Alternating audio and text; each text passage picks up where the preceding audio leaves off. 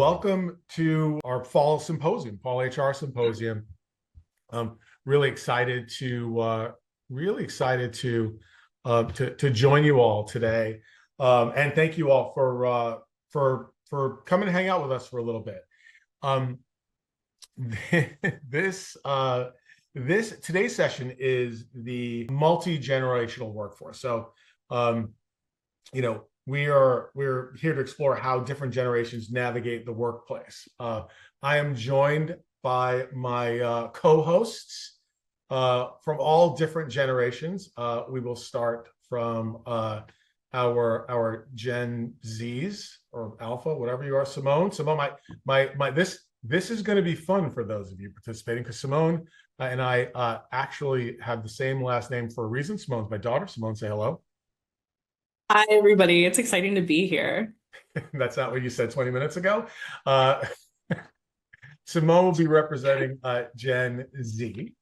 Then moving on to our millennials, we have Marisa Perez. Marisa is our millennial representative. Hi, Reese. Hello. Not to be confused with elder millennial. You know what? So Just yesterday, a millennial. as we were prepping for this, I said, well, Marisa's our elder millennial. She's like, you don't have to say that. And we talked about that at the dinner table actually last night. So Marisa Perez, thanks for representing the millennials. I drank from a fire hose. I was a latchkey kid. I was not allowed in the house in the summertime. I am Gen X. So we are also the silent generation, so I'm going to try and not talk a lot, but Christelle, nice to meet you. And then our very own baby boomer, Carla Verdi. Carla, say hello. Hello, everyone. It's so nice to be here representing the boomers. I kind of feel like the old one on the call, but there it is. I will represent us well. It's nice to be here. So thanks everyone. Thanks to the three of you for all the work you put in getting ready for this. A little bit of housekeeping. Please, if you've got questions, comments, please go ahead and pop them in the chat. Tara will be keeping an eye, and I'll be trying to keep an eye and see if we can't get some of that conversation into the conversation today. There's no PowerPoint presentation. It's just a bunch of people talking about stuff, having a conversation, and I hope you'll enjoy our discussion. We're going to talk about everything from work-life balance, leadership styles, and how we can foster collaboration across the generational divide. So that's what we're here to talk about. We hope you have some fun with us today. We hope you get something out of this. And we certainly are going to have fun. So Marisa, so just before when we were hopping on, so we got to talk about this piece, right? So Marisa, why don't you share with all of our attendees what we were talking about before you had this conversation with your husband last night? Great story. Yeah. So I was going through some of the topics with my husband last night and reading back to him some of the key insights I wanted to provide. And on some of what I was saying, he was like, just very tight-lipped. And I'm like, well, what is that? And he's like, well, and I mean, I don't want to get too into it, because I don't want to take us, down a rabbit hole of a topic where we're not at yet, but we definitely had a very healthy debate over some things that we disagreed on, and we're both millennials. So it's just very interesting that even being in the same generation, okay, fine, I'm the elder, right? And he's a couple years younger than me. We view things quite different. So I'm excited to dig into it more and talk through it with you guys. Fantastic. Yeah. Well, stuff thanks for sure. Thanks for sharing that, Reese. Let's talk. So we have a bunch of different segments. We're going to start with work-life balance across generations. So work-life balance. And Simone, this is going for you. This is the question for Gen Z. And it is, Gen Z's really redefined work-life balance, advocating for wellness, flexible work options, mental health in the workplace, even a 4-day work week. How do you prioritize your personal well-being, and what role does flexibility play in your career decisions? So I think for me, the number one way I really try to prioritize my own wellness, like my own work-life balance, is through self-advocacy. I think that's not something that they teach you in a lot of, I'm going to say, retail, food service type of positions. I think a lot of Gen Z entrance to the workforce, to this style of working, to offices, corporate roles, a lot of us are coming straight from college. A lot of us are coming straight from retail, food service type of positions where you have no autonomy. If your manager says, run these go backs, you drop what you're doing and you run the go backs. Now I've had to learn really how to prioritize my schedule, how to learn what tasks are urgent and what tasks are not, and learning how to self-advocate and say, hey, like my schedule is a little bit busy. Can I get this to you next week? Or, hey, this is really not within my scope of knowledge. Like, can I pass this on to somebody who would be able to help you out better? I think that has really allowed me to maintain a strong work-life balance because I wasn't really taught in my other positions how to advocate for myself. And now here, being able to learn that and being able to take charge of my schedule has really helped me to maintain that wellness. And as for flexibility, flexibility, like that is the role. I think that for a lot of Gen Z cohort members, a lot of us like really prioritize flexibility in our roles to the point of not wanting to apply to jobs that don't have that flexibility.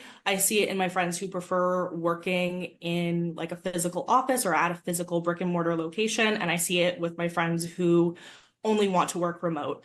Whether we want to be in person or remote, we need that flexibility. That is like the number one thing for us. We want a job that can roll with the punches and roll with our lifestyle. We don't want to give up our lives for a job that we may not have to leave. And I think that's really, it really becomes the number one thing that we look for. It's not just a consideration, it's the consideration. That feels like mic drop. All right, let's follow-up question for the group. Carla,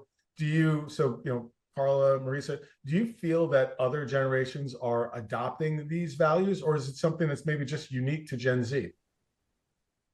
Carla, you want me to take this one? I certainly have an opinion, as my husband now knows. I do think so.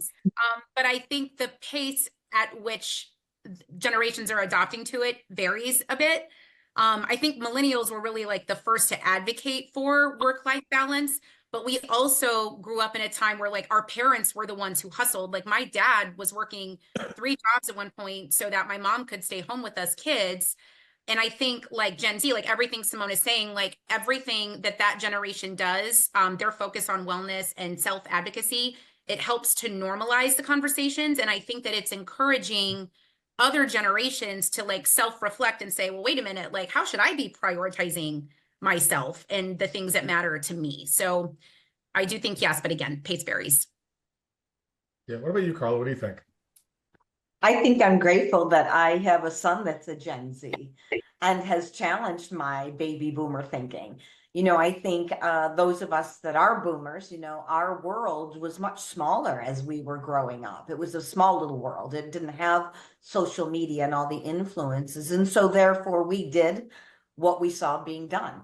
And, as I've matured over my years, I used to think that being a workaholic was the number one thing that demonstrated loyalty to my employer. And that was required and necessary. Although it wasn't spoken, it was unspoken, but it was expected, right? And as I've gotten older and my son, Gen Z, is like, I don't want to do the hours that you've done. I've had to listen to that and make space to hear him. And you know what? I always say evolution, the younger ones, they get smarter and we just have to listen to that. And I think that he and that younger generation that I've led, like Simone, it gives me that insight that if I'm listening, it kind of challenges my thinking. And I think that's important for boomers. We can't look at the world the way we were raised and expect it to be the same. It's not. It's a different world. And I think we can learn from our Gen Zs really well. Yeah, it's so like everything that you all just said like really resonated. Obviously, father of a Gen Z and having managed millennials when they were Gen Z's age, right, back in the day. And Carla, you and I, having worked at the same company for a really long time now, I absolutely get it. It was implied. It was implied.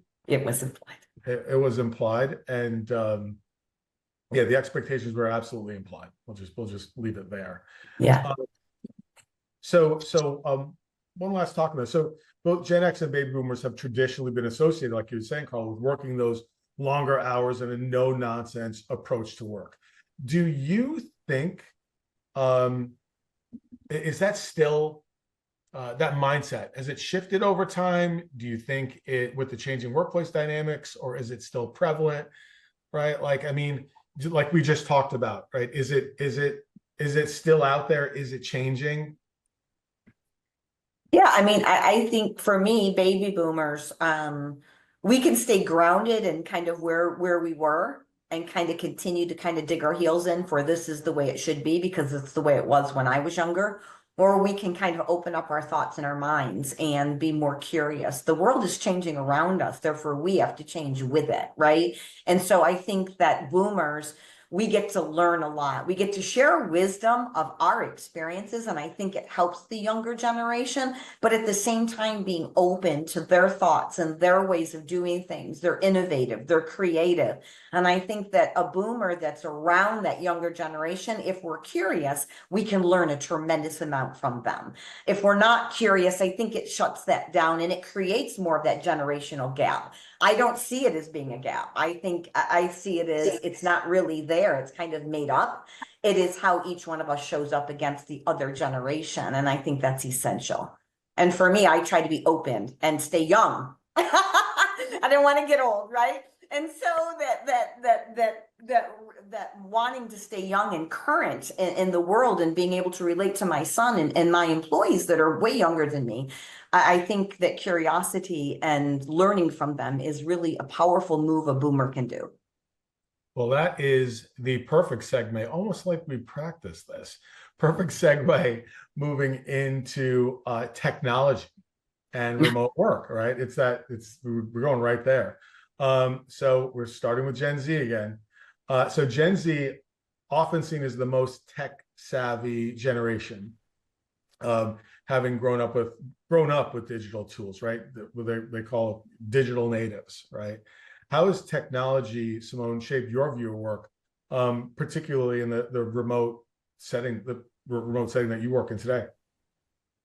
Technology, I mean, it is the job, right? Like this doesn't exist without technology. Puzzle being a remote company couldn't happen if we didn't have Zoom and we didn't have a Microsoft suite that everybody can, work on the same document on. To me, I really think that like technology and the workplace are almost synonymous. I can't imagine, I've never had a job where technology didn't factor into it incredibly highly. I don't know what a workplace without technology looks like. I mean, in the same way that, people will always tell me, oh, when I was in college, I had to go to the library and I had to look through the textbooks and everything. And, my textbooks were PDFs. I got to Command F through the document to find the exact quote that I needed, right? I don't even know, I can't imagine having to go to a library and like look through the book to find the information I need. I can't imagine having to be in an office and needing Marisa for something and, oh, she left it too because she had to pick up her kids. I can ping Marisa, I can ping Carla, I can ping anybody whenever I need to, and they'll get back to me when they have a moment, right? I work with people in different countries on different continents. That isn't possible without technology. Interesting. Marisa, for you, millennials have also embraced technology, but often kind of bridge that gap between digital natives and more traditional workers. How do you see tech influencing collaboration, specifically across generations? Yeah, I think it's about being adaptable and understanding that like each generation has different comfort levels with tech. So we have tools that we use like all day, particularly Zoom. We're on Zoom right now to stay connected. But I think what still should be considered is like how we use those tools. So like a Gen Zer like Simone might prefer to, maybe I am back and forth right? And just click Absolutely. something, right. Whereas someone like me, I'm like, well, can we just get on the phone really quick? And the phone to me is, I want to do a Zoom video with you because I want to be face to face, because that's the best thing I have closest to like being in an office. So I think these tools definitely, are needed and they help, but I think it's, like Carly, you said earlier about meeting people where they're at and their comfort level with the tools and how they prefer to communicate with them. Yeah, it's it's so funny. So I have two kind of stories. I remember to that point, I remember what our first puzzle meeting, where you say, you remember that, like our first meeting. Oh yeah. And it was our first Zoom meeting, and it was back in 2019. We just started. It took 12 minutes to get the meeting going, right? Because how do I get my camera to work? What is this? Where do I click? No, just do that, right? So, and it took, and we would meet, almost every day. And I remember it took Marion, what was it, like a week and a half? I know Marion's in the chat.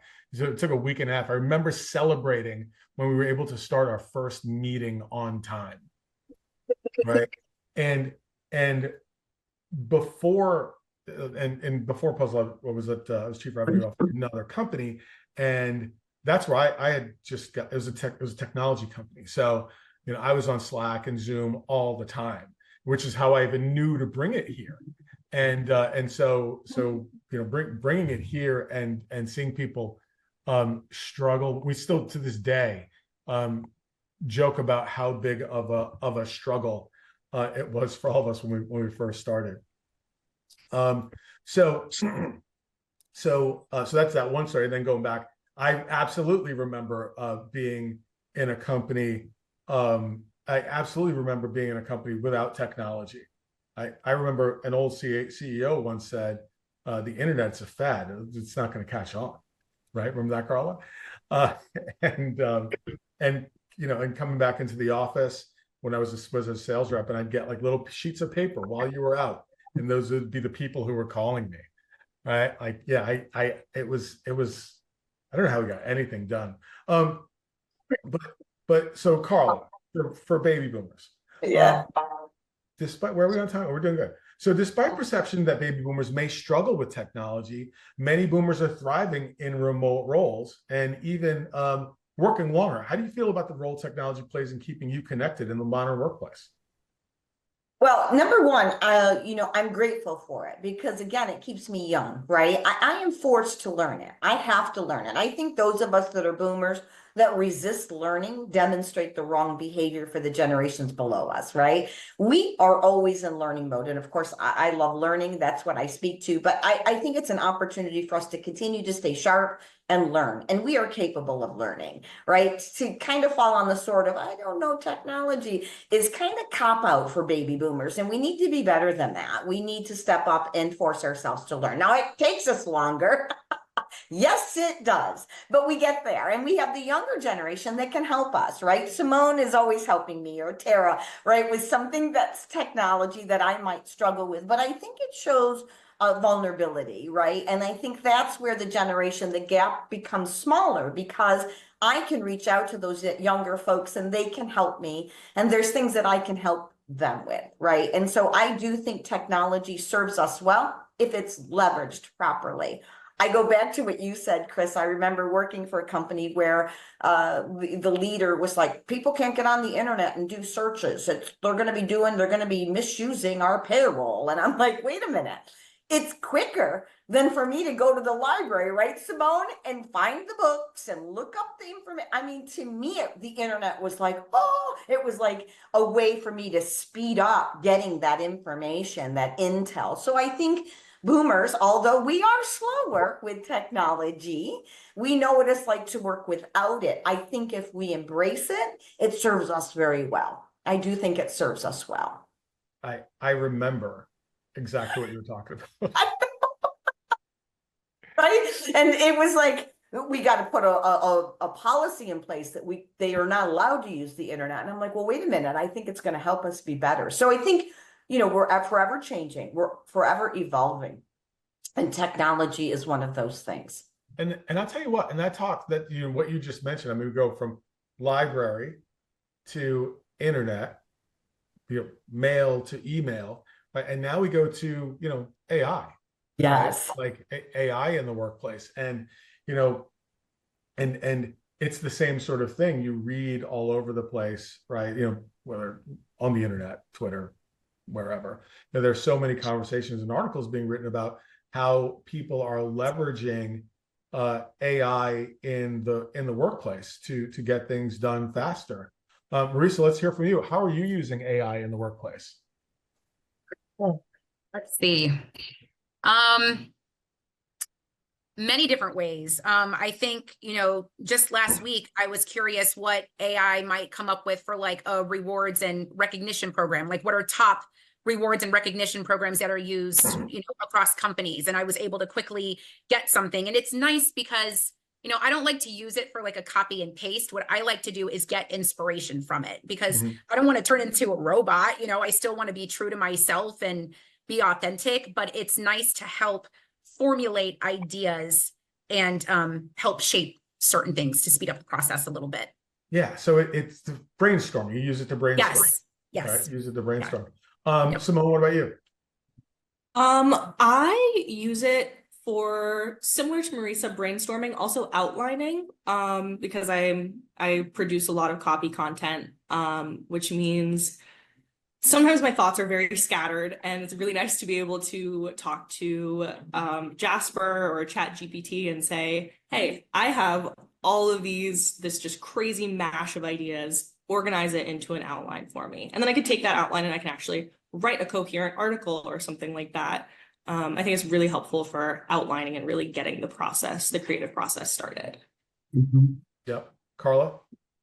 I love it. I absolutely love it. And for me, because I like to run at 100 miles an hour, it does the research for me. I love research. And that's one of those things that always intrigues me. And I can ask for specific information. It just speeds things up for me and allows me to spend my time in other areas that I think would add more value than me doing the research. So I agree with my peers here on the panel that it's just a quick jump. It gets us started. It's not an answer for everything, and I don't think we just cut and paste. Marisa said it beautifully, but I do think it's something that can help us find information, conduct research, and get there quicker, faster, better. And I think it's important because the rate of change in our world today is fast, so we have to be fast too. Yeah, absolutely. For Shanae in the chat says that she used ChatGPT to take random ingredients from her fridge to make a recipe this weekend. I've done that. It's good. Like, here's what I've got. I got a tomato and whatever, and I made it. Yeah, pretty okay. It's awesome. All right, so let's move on to the next segment, which is super interesting. We're talking about now like the stereotypes and maybe the misconceptions around the different generations. So, you've got Gen Z often seen as lazy, right? Which is ironic because millennials were lazy when they were Gen Z, right? Yes. So I'm sure Gen Alpha is going to be lazy. So Gen Z is lazy. Millennials are entitled. That's totally true. Gen X is inflexible. Well, sure, rightfully so. True. And then baby boomers are technologically challenged. So so how do these stereotypes affect your day-to-day interactions at work, would you say? Marisa, let's start with you. Well, I personally try my best to avoid letting stereotypes get in the way of conversation. So like, I won't make an assumption based on someone's age. We all come from different backgrounds and educations. And so just to look at someone who might be older than me and say, oh, now they move slow, like I don't want to make that assumption. I think instead, we should be seeking to understand their strengths and former contributions that they might have made, because the stereotypes create barriers and can get in the way. So, that's how I like to look at it, just seeing the person as they are for their own individual. Yeah, just being cognizant of it and understanding, know where people are coming from. Sure. Yep. Simone, what about you?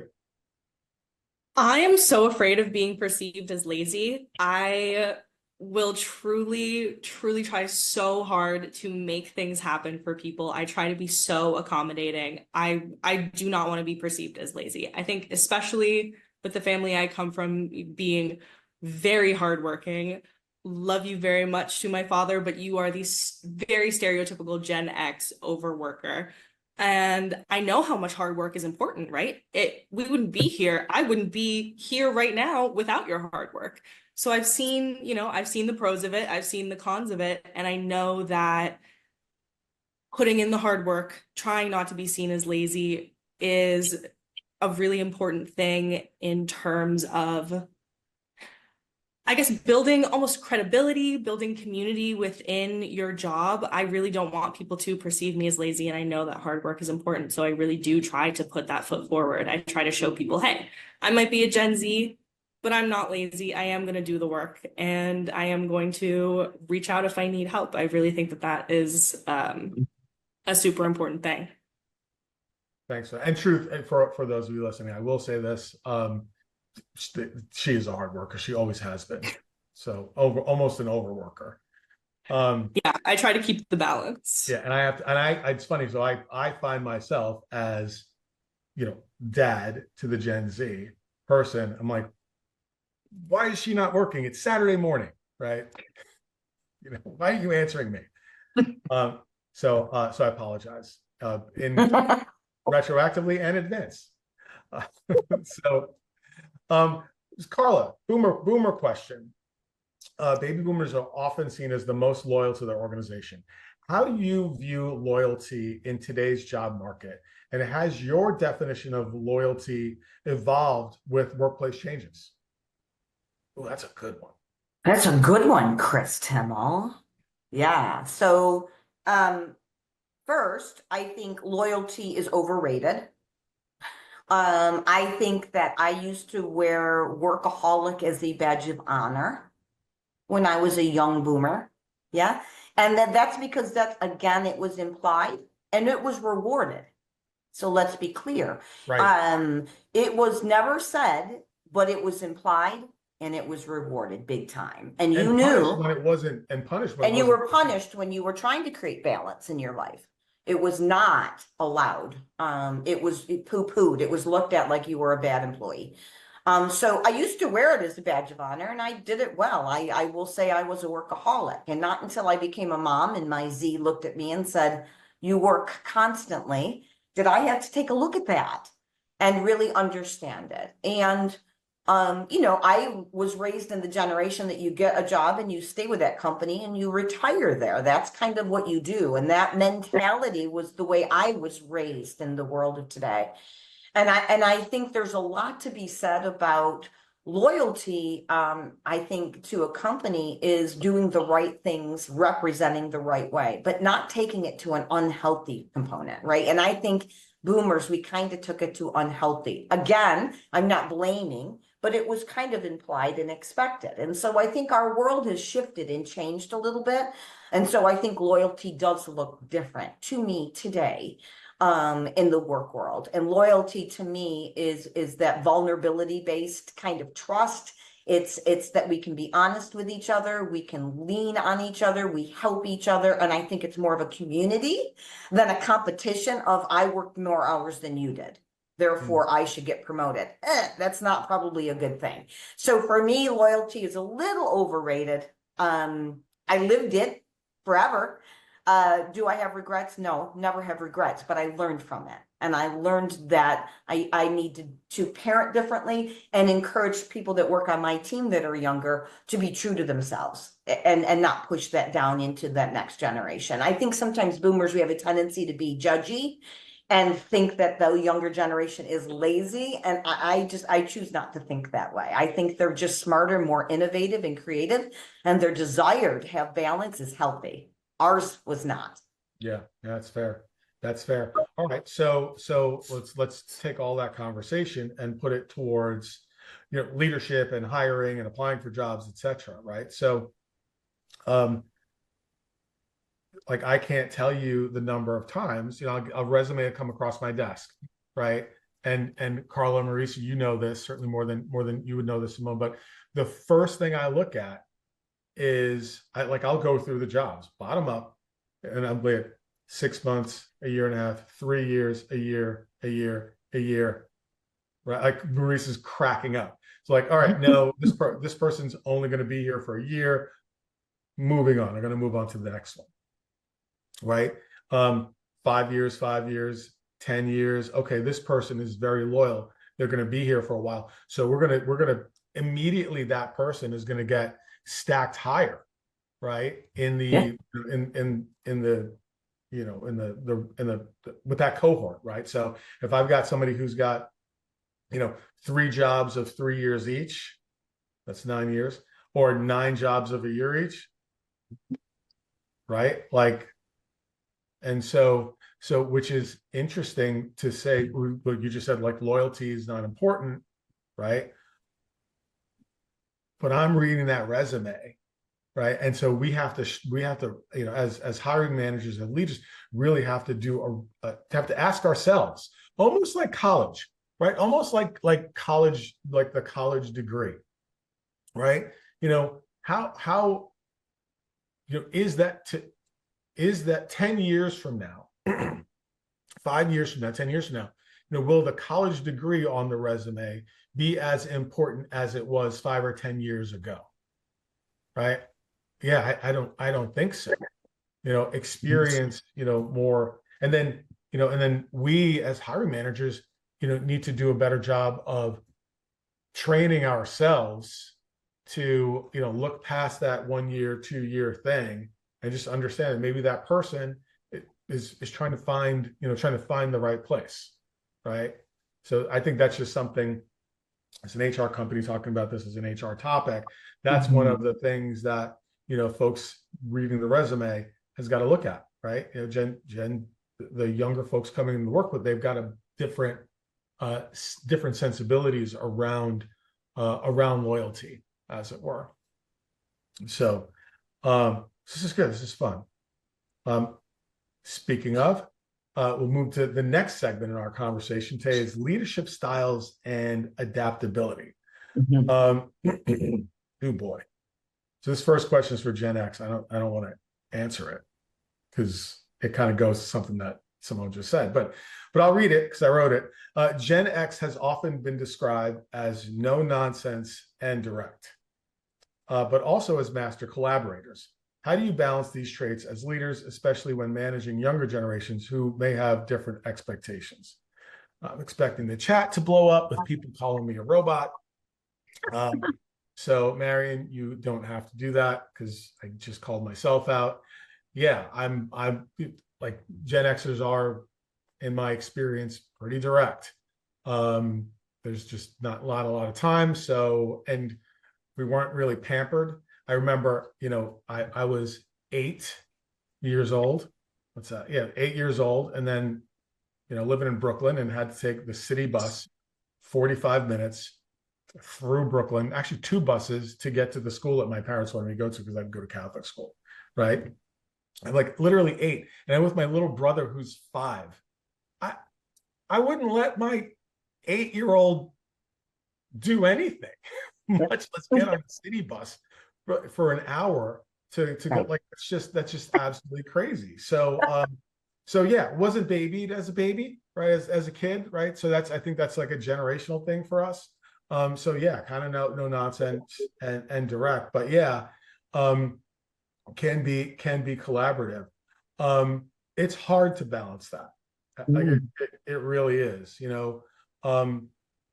I've been fortunate, like you, Carla, to, in my career, like I've always had younger folks reporting to me, right? Even, I first stepped into leadership when I was in my 20s, right? And frankly, the people that I was managing, we were older than me for a long time. And then as I progressed in my career, I didn't stay in my 20s. As I got into my 30s, the people that I managed, they were all kind of my age, a little bit younger. I got into my 40s, they stayed, in their 20s and 30s. And so, I had to learn to adapt to their work styles and to their needs and to meeting them where they are, and it's been beneficial in that, people don't want to be barked at, people don't want to be told what to do, people support what they help to create, right? We've heard that one before. So that was drilled into me. So it was really important, I think, to help to collaborate with with the folks that are on my team, so that we can create something together and all row the boat in the same direction. So that's how I did it. That's how I do it. It's always kind of worked for me. Carla, your thoughts on that? Oh, there's so much going on in my head right now, right? Swirling. As you know, my specialty is developing leaders. And I will say to you, back in the 90s and 80s, leadership was thought of as managing people, right? And I feel like that philosophy has shifted significantly. We no longer manage people. It was much more authoritative, right? You didn't speak up, you were told what to do, and you were told how to do it, and you just put your head down. That came from heavy manufacturing world. And as the world started to change of the work that we would do, I mean, in manufacturing, we don't need you to think, we just need you to do, execute, execute, execute, right? And as corporate started to kind of show up and entrepreneurship got stronger, that thinking was essential, right? That collaborating and thinking and everyone weighing in became really an essential trait. And in today's world, we cannot do it alone. So today, I don't believe we manage people. I believe we manage tasks and things. We lead people. And that's a significant change, I think, from when it used to be. So today's world, leading is different than managing, right? And so for me, managing people no longer makes sense to me. I manage things. I manage my to-dos, my tasks, my priorities, my work, but I lead humans, because the rate of change and things are moving so quickly, I cannot figure it out on my own. I am no longer the only one with answers. And again, when I was being raised, younger in the 80s and 90s, the leaders had all the answers. The rest of us just took answers authoritative from the ones above us. In today's world, things change so quick. We need every employee's brains fully engaged and firing, meaning we need to make space to hear them, listen to them, make sure that they understand their role. And I think where leaders really fail on this is that we don't do a good job of setting clear expectations with them. Like, for example, we have to, let's say, execute on this particular thing. This needs to go out. That decision's been made by people above us. We're not here to talk about if we should. What I need your help with is how we're going to get it done, right? And I think that leaders, if we can make space to hear our folks, but we put it in a box so that they don't go down rogue or think that they have an opinion to weigh in to say that we're not going to make that decision. I think that's where leaders fail, leading younger generations. We just need to kind of put it in a box and tell them what we do need their help with, and then areas that decision's already been made. So that part we don't need to focus on. Let's focus over here, your energy. So I think long-winded answer, a lot is going through my brain right there on that one, Chris, but I think we've moved from that authoritative leaders tell, you just do, to that doesn't work in today's world. Leaders lead, and we do that through collaboration, listening, leaning in, being curious, but at some point we have to call it, right? As a leader, we have to make the call. So I think it's being transparent and telling people that, but encouraging their creativity, because I certainly can't solve it on my own. I say that to my team all the time. I am nobody without that team. I cannot do it solo. We're back in the 90s. I might have been able to get away with it a little bit. Marisa, what do you think about it? That's fair, Carla. Great. Marisa, your thoughts. I don't know how I'm supposed to follow up with Carla's answer. It was beautiful.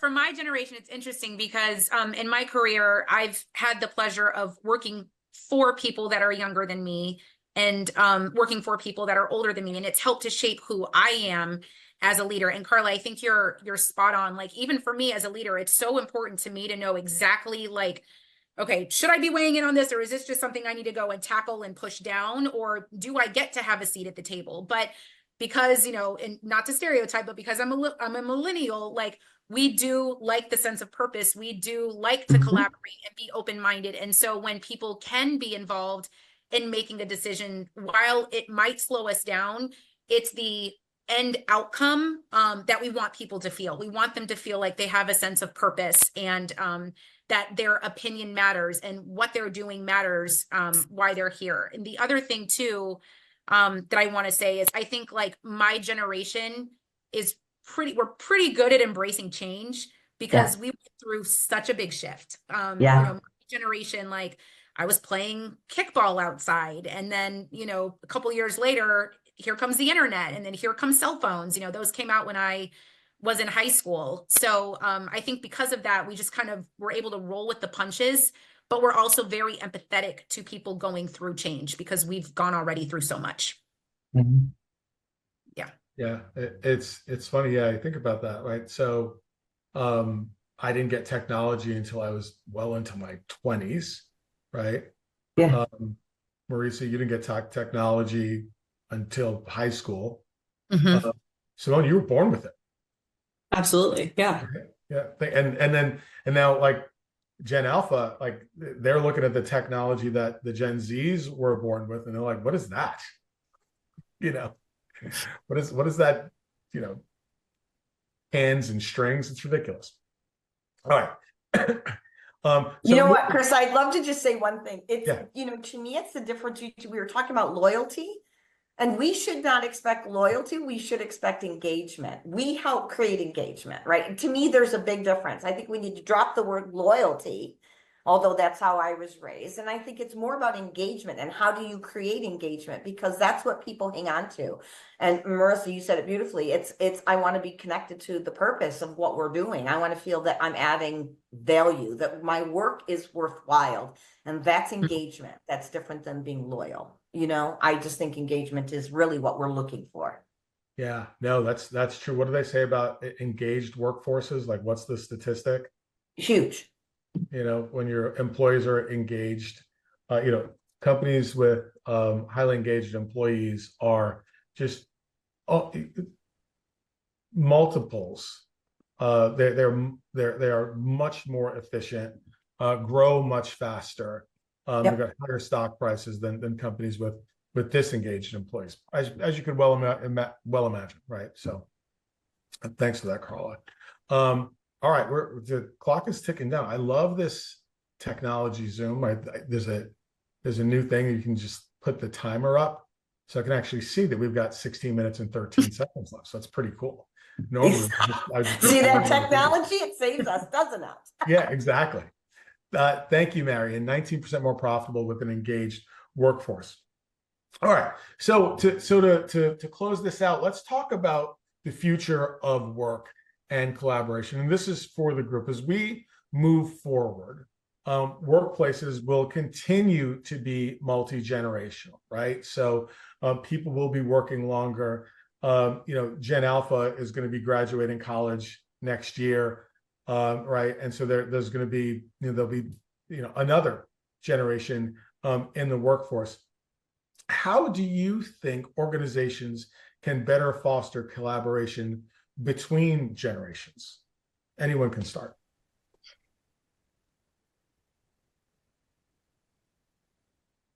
Oh, well, I think let me speak. I think that's something that Carla has said. Meeting people where they're at is really, I think that's the first and foremost thing that I think we all need to keep in mind, whether you are a leader or you're an employee. If you work on a team where everybody's the same age, or you work on a team where there's one person from every generation, I think meeting people where they're at and not immediately resorting to those generational stereotypes is so important. I mean, like even just off the top of my head, right? Technology, we've been talking about it a lot. Sure, there's plenty of boomers who are not technologically oriented, but there's also boomers who are better at better at technology than I could ever be, right? I mean, I have encountered plenty of boomers who can code like nobody's business.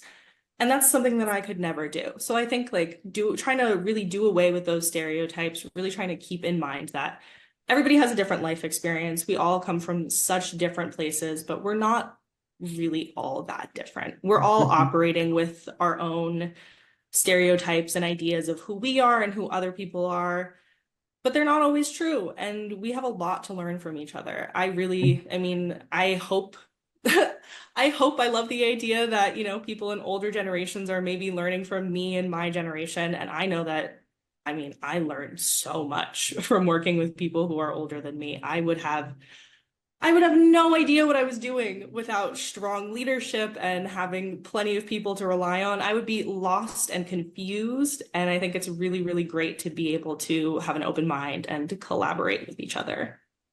So have an open mind. What about um like institutional process wise, right? Like, Carla, what would you recommend for organizations that have got, you know, multiple generations, and like what can they do to institutionalize collaboration between generations?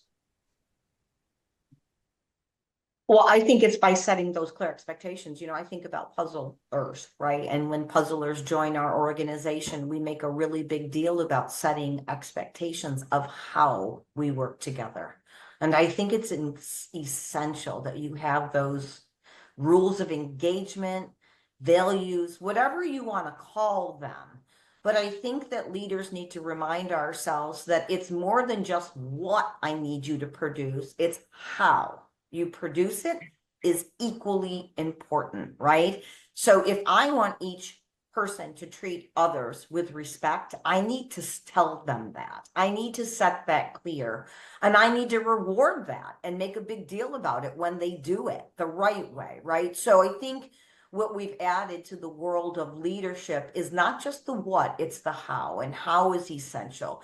And so like when our puzzlers start, we go through our values and we talk about how important it is to collaborate and be accountable and build effective relationships. And it's how we do that. It also builds that reputation in the marketplace.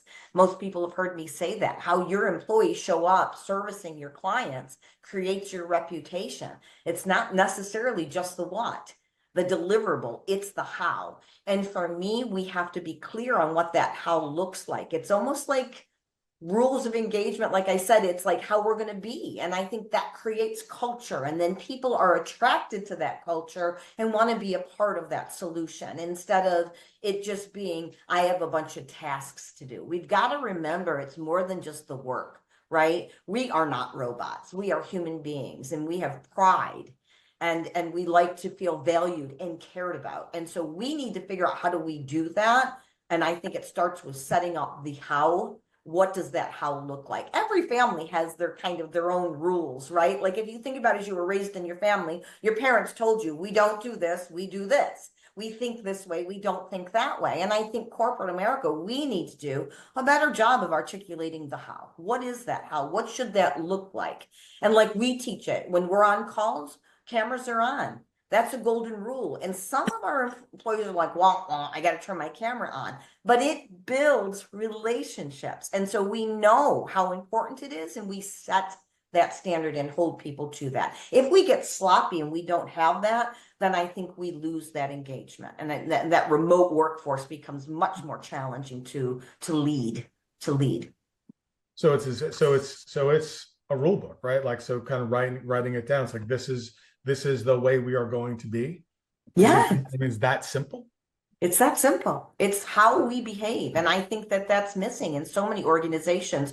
And the clients that we work with, I encourage them to have values. And how do you express the values? And their reward and recognition program should be built off of those values. When people live them, let's acknowledge and reward them. That's the behavior that's going to continue us to grow. Our tasks, our to-do list, that thing's always going to change, right? But how we treat each other is essential to the culture and to the environment that we're trying to create. I don't know about you, but I want employees to feel good when they come to work.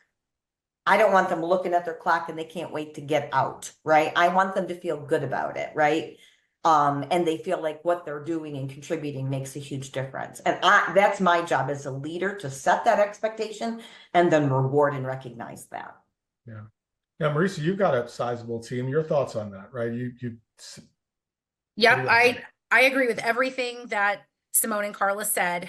The only thing that I would probably add to it is, just making sure, like, as part of that collaboration, that we're putting our employees, or just people in general, in a position to be the best version of themselves and to show up as the best version of themselves when they're at work. And what I mean by that is, like bigger companies like Spotify and Netflix, like they offer like these work from anywhere and, extended parental leave and all of that. And I think when people have like the mental and physical space to get whatever rest they need, like you might, someone in an older generation might prefer the traditional 8 to 5 work schedule, whereas someone else, maybe someone younger, wants a flex schedule. They want to do the 4-day work week, right? But the fact of the matter is they've got the flexibility, and that empowers them to show up, best version of themselves. And then in addition to that, it also tells that employee that their employer trusts them to get the work done, and that they can manage to their own tasks and responsibilities. So I would just, I would add that in too. Yeah, that's awesome. Thanks. That's a great ad. Yeah. Follow up for Gen Z, Simone, this is for you. So, the Gen Z and then soon Gen Alpha is entering the workforce, but over time is expected to lead really major workplace changes. What are your biggest priorities in shaping the future of work? I think mental health is probably one of the biggest ones for my generation. I think most people in my generation would agree with that. I sure hope a lot of people would agree with that. I think that my generation, as we said, we definitely prioritize work-life balance, and we prioritize doing things that feel good for us, whether that is taking the PTO that we need to take or putting all of our effort into a work project that we feel really passionate about. I think both of those types of things are really, really positive for mental health. And I really think that that is something that Gen Z is going to be focused on going forward. I'm sure Gen Alpha will take up the reins on that as well, following us. I really think that maintaining a strong basis of mental health in the workplace is going to be super important. I mean, we see it at Puzzle, right? With us partnering with companies like Counselor, and with us, really working to provide mental health resources for employees. More and more organizations are seeing how important that is. So many people in the United States and across the world struggle with mental health issues of such a variety of types of mental health issues, whether it's something that might be considered smaller or something that might, impact every single day. Everybody needs support. Everybody needs somebody to lean on, and having the workplace be somewhere that you're not stressed and that you have people that you can call on for support is really, really important. Awesome. That's a great answer. Yeah. And, someone who is a Gen X, I will tell you my feelings, thoughts, whatever you want to call it, around mental health and mental health in the workplace after having started working with the folks over at Counselor, and seeing the good that they can do for for employees and clients' employees. I'm evolving there. So just in case anyone is interested, so let's close it out with Marisa and Carla. As more seasoned workers, what advice do you have for younger generations to help them succeed in an evolving work environment? A good question. Make sure, like Carly, you said it earlier, right? Like as a leader, make sure you're setting clear expectations, but I think that should be like bi-directional. Like as an employee too, you should set clear expectations about what you're looking for out of a leader, so that you can have the transparency and open and honest communication. From a leadership perspective, I think I said it earlier, it just goes back to making sure that your employees are always in the know about like how what they do matters, why they're here. If there's a role that maybe they're really interested in and it's just not available yet, how are you stretching that employee and getting them to grow and things like that. And that applies, for everyone across any generation. I think, to summarize it, it's meeting people where they're at, making sure that they know what they do matters, and seeing people as individuals. Carla, what about you? What advice do you have for younger generations entering as they? I would say find their voice and don't be quiet quitters. that's kind of what I would say. Don't be a quiet quitter. It's okay. We do want to hear your voice. I always encourage them to find it. And the one thing that I do think is kind of like that hiding behind texting, emailing, and in Zoom chat instead of face to face. I was laughing because you and Simone yesterday were having a conversation. Simone texted Chris and Chris called her and she's like, I didn't talk to you. I just was texting you. I wanted you to get information. Why are you calling me? I don't want to talk. And that is so funny to me because there it is. And so I think, yes, it is okay to text and not talk on the phone for everything. But I think it's finding that right balance, right? I think there are times you pick up the phone and you talk face to face. And then there are times it is okay to be one way and I'm just telling you something because I need you to know it, right? I think it's, and like I said, find their voice. It is okay to have your own thoughts, ideas, opinions. So find it. Don't just quiet quit. That doesn't help the company, doesn't help you. And so it's finding and being brave and stepping up into the conversations. And I think the way you do that is through curiosity. It's not having an already made up mind. It's saying, help me understand, or what am I missing? And maintaining curiosity. Now that goes for all generations, but I do think our younger generation should not just quietly quit because that's what we're seeing today. They just come up missing. And it's like, we might've been able to solve for that if you shared your voice. So know that your worth is important, know that you matter, and that we do want to hear what you have to say. How you say it allows others to either hear you or not, right? And there are some times we have to change the way we communicate. We might need to pick up that phone. It's okay, Simone. Yeah, I may not be picking up the phone at 5 a.m., but for sure, I definitely agree with You that. shouldn't I have think texted me. it was yes or no questions. But I totally agree. I mean, both of what you said. Setting expectations. That was such a great example yesterday, you two. You're cracking me up. But there it is, because my son is the same Absolutely. thing, right? There's times he wants to talk and there's times he just wants to tell. And he texts. He doesn't want, I started calling him after he texted me. He'd be like, what are you doing? Exactly. Yeah. Those are not things that, people, that's not necessarily something that you learn, right? You don't learn that in college classes. They don't teach you how to set expectations, like Marisa said. They don't teach you how to, communicate across different channels like that. And I think it's something everybody can learn, but definitely something that, younger generations, as we come into the workplace, it's a big learning experience for us. Yeah. That's awesome. Well, believe it or not, my panel, we are on time. So amazing. So I want to thank all of you for participating. Carla, thank you for representing Marisa. Thank you for taking time out of your day. And Simone, thank you for putting up with the old man yet again. Tara, I know you're in the background.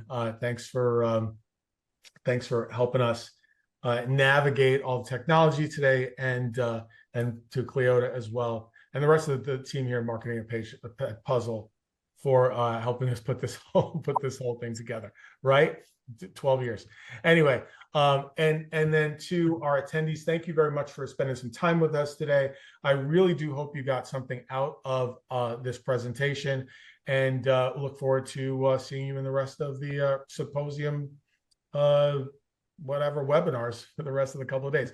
Have a great day, and we'll see you all again real soon. Bye now.